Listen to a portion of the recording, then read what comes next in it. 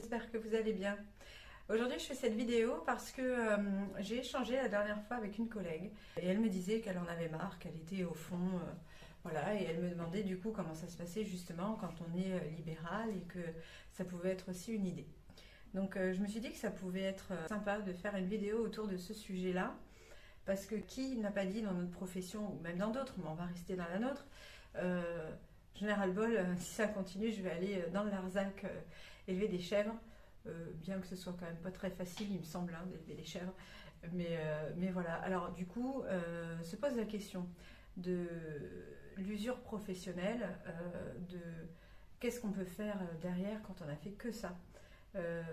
Personnellement, je sais que le fait de travailler en indépendante ou libérale, comme vous voulez, m'a permis quand même de répondre beaucoup à cette question de l'usure professionnelle, parce que effectivement, quand on est dans un service qui n'écoute pas ou qui ne prend pas en compte ce qu'on peut donner comme retour, ou en tout cas qui nous presse par rapport à des injonctions et parfois paradoxales, effectivement, ça use dans le métier, dans le travail, qui, mine de rien, demande énormément de dons de soi, de prise de recul, enfin voilà, beaucoup de choses.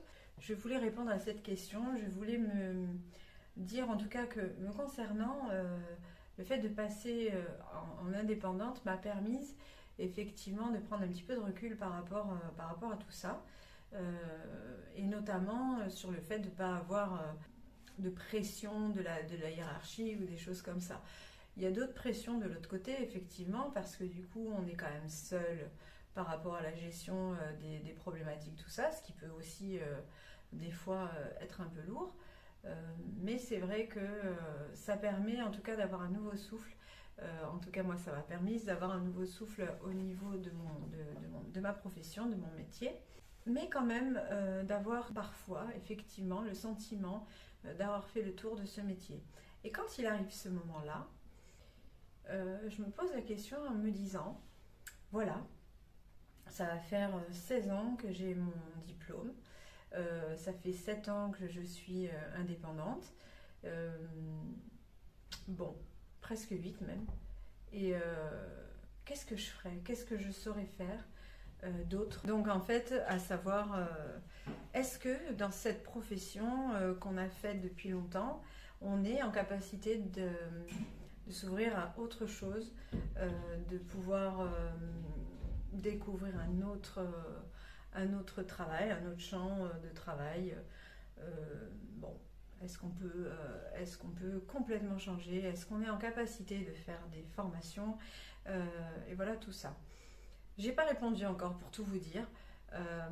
Ce qui serait bien, c'est que dans les commentaires, vous puissiez voilà, me donner votre point de vue, les choses qu'on pourrait soulever, que éventuellement je puisse reprendre ces éléments et puis qu'on puisse faire une autre vidéo avec vos messages, avec vos idées. Ceux qui sont en train de réfléchir à une reconversion, qu'est-ce qui vous a amené à ça? Qu'est-ce qui vous a fait, si vous êtes sur cette vidéo, c'est que certainement vous souhaitez devenir indépendante, ou vous l'êtes et vous souhaitez avoir voilà, des infos, enfin bon. Mais j'aimerais juste savoir en fait ce que vous, en tant que travailleur social, assistante sociale, vous envisageriez de faire autre chose. On a un métier, le corps de métier en lui-même reste quelque chose d'épuisant, de fatigant. Et j'avais envie de faire une vidéo parce que je voulais simplement vous sonder, ou je ne sais pas comment on peut dire, pour savoir quelles seraient plutôt vos ambitions. Est-ce que vous envisageriez plutôt de passer au-dessus, d'être cadre, ou complètement autre chose, enfin voilà. Ce serait super intéressant, je trouve, de pouvoir échanger autour de ça.